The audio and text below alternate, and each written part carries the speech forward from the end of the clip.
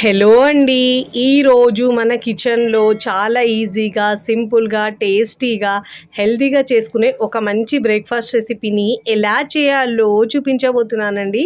రెగ్యులర్గా చేసుకునే బ్రేక్ఫాస్ట్ కాకుండా ఒక్కసారి ఇలా అటుకులు, గోధుమ రవ్వ వేసి హెల్తీగా చేసుకోండి. రుచి అయితే చాలా చాలా బాగుంటాయండి. స్పాంజీగా తిన్న కొద్దీ తినాలనిపిస్తాయండి. 1, 2తో అయితే అస్సలు ఆగరు. పిండి పులియబెట్టే పని లేకుండా, పప్పులు బియ్యం నానబెట్టకుండా ఇన్స్టెంట్గా ఈజీగా చేసుకునే బ్రేక్ఫాస్ట్ అండి. రోజు తినే ఇడ్లీ దోశ రుచి మర్చిపోతారు. మరి ఇక ఏమాత్రం ఆలస్యం చేయకుండా హెల్తీగా బ్రేక్ఫాస్ట్ని ఎలా చేయాలో చూద్దాం రండి. ముందుగా ఇక్కడ నేను ఒక మిక్సింగ్ బౌల్ తీసుకొని దాంట్లో 1 కప్పు అటుకులు తీసుకున్నామండి.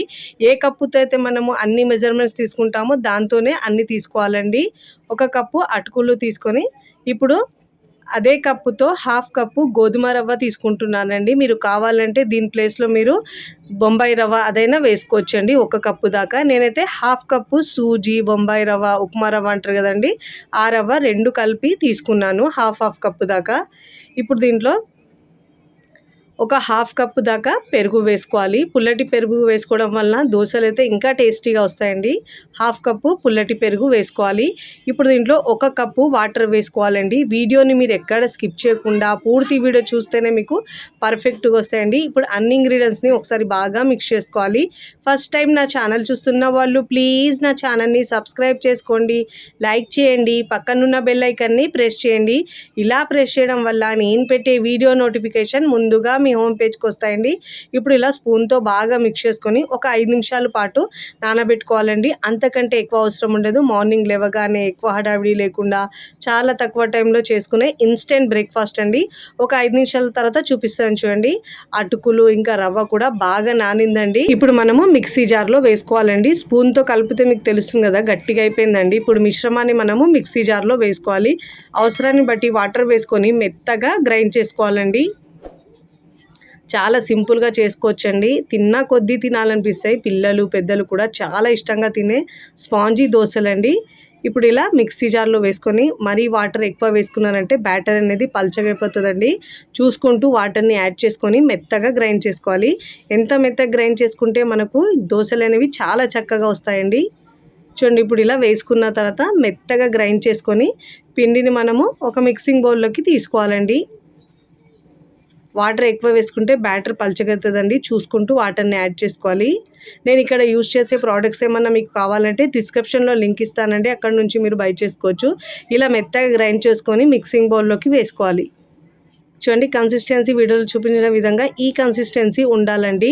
ఇప్పుడు దీంట్లో మనము రుచికి సరిపోయినంత ఉప్పు వేసుకోవాలండి. ఉప్పు మీ టేస్ట్ని బట్టి యాడ్ చేసుకోండి, ఎక్కువ తక్కువ.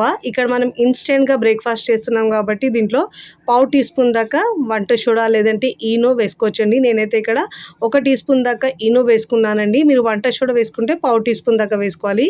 ఇప్పుడు దీనిపైన 1 టీ స్పూన్ దాకా వాటర్ వేసుకొని బాగా మిక్స్ చేసుకోవాలి. ఇలా మిక్స్ చేసుకోవడం వల్ల మనకు పిండి ఫ్లఫీగా అయ్యి దోశలు అనేవి చాలా బాగా వస్తాయండి, సాఫ్ట్గా వస్తాయి.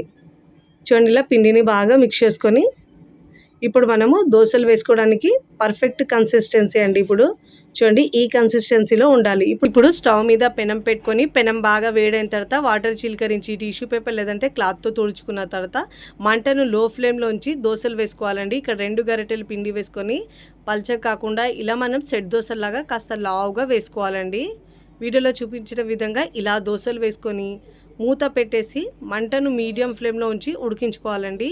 దోశ ఒకవైపు మంచిగా కాలిన తర్వాత అప్పుడు తీసుకోవాలి దోశను. ఇలా మూత పెట్టేసి ఉడికించుకోవాలండి. ఒకవైపు మంచిగా చూడండి, పైన మనకు హోల్స్ ఎంత బాగా వచ్చినాయి. ఇలా హోల్స్ వచ్చాయంటే మనకు దోశ అనేది సాఫ్ట్గా చాలా బాగా వచ్చినట్టండి. మీకు చూస్తుంటేనే తెలుస్తుంది పైన హోల్స్ వచ్చాయి. ఇప్పుడు ఇలా మంచిగా ఒకవైపు కలర్ వచ్చిన తర్వాత దీనిపైన ఒక 1/2 టీ స్పూన్ దాకా ఆయిల్ అయినా నెయ్యి అయినా వేసుకోవచ్చండి, మీ ఇష్టము. ఇలా మంచి కలర్ వచ్చిన తర్వాత కావాలంటే మీరు వేరొక వైపు కూడా కాల్చుకోవచ్చండి, మీకు నచ్చితే.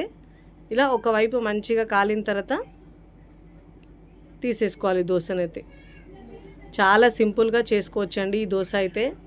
రుచి చాలా చాలా బాగుంటుందండి. ఇప్పుడు ఇలా మనం దోశని వేరే వైపుకి తిప్పుకోవాలి. కావాలంటే మీరు ఒకవైపు తిప్పుకోవచ్చు, లేదంటే రెండో వైపు తిప్పకుండా కూడా అయినా తీసుకోవచ్చు. ఇప్పుడు ఇలా కాల్చుకున్న దోశని మనం ప్లేట్లోకి తీసుకోవాలి. ఇదే విధంగా ఈ పిండితో మొత్తం 1 బై 1 దోసలు వేసుకొని ప్లేట్లోకి తీసుకోవాలండి. వేడి వేడిగా తింటే అయితే చాలా చాలా బాగుంటాయి. ఇలా ప్రతిసారి దోస పెనాన్ని తుడుచుకున్న తర్వాతనే దోసలు వేసుకోవాలి. అప్పుడే చక్కగా దోసలు వచ్చేస్తాయండి. ఇప్పుడు ఇలా 2 గరిటెలు పిండి మంటను మీడియం ఫ్లేమ్లో ఉంచాలండి. మంటను మీరు హై ఫ్లేమ్లో ఉంచితే దోస కాలిపోతుంది, లోపల వరకు చక్కగా ఉడకదండి. ఇలా మూత పెట్టేసి ఉడికించుకోవాలి. ఒకవైపు మంచిగా కాలిన తర్వాత మరోవైపుకి తిప్పుకొని సర్వింగ్ ప్లేట్లోకి సర్వ్ చేసుకోవాలి. చాలా ఈజీగా, సింపుల్గా, టేస్టీగా చేసుకునే ఈ దోశ మీకు నచ్చితే తప్పకుండా ట్రై చేయండి. ట్రై చేసి ఎలా కుదిరిందో నాకు కామెంట్ ద్వారా తెలియచేయండి. 1 బై 1 దోశలు ఇలా ప్లేట్లోకి సర్వ్ చేసుకోవాలండి.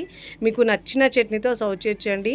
నేనైతే పల్లీ చట్నీతో సర్వ్ చేస్తున్నానండి. నోట్లో పెట్టుకుంటే కరిగిపోయే విధంగా ఉంటాయండి. దోశలు అయితే అంత సాఫ్ట్గా ఉంటాయండి. మీకు ఇక్కడ చూస్తుంటేనే తెలుస్తున్నాయి ఎంత మృదువుగా వచ్చినాయో దోశలు అయితే.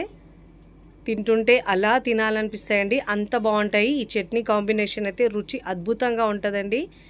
తుంచుతూనే తెలుస్తున్నాయి ఎంత మృదువుగా వచ్చినాయో. వీడియోని లైక్ చేయండి, లైక్ చేసి హై బటన్ని నొక్కండి.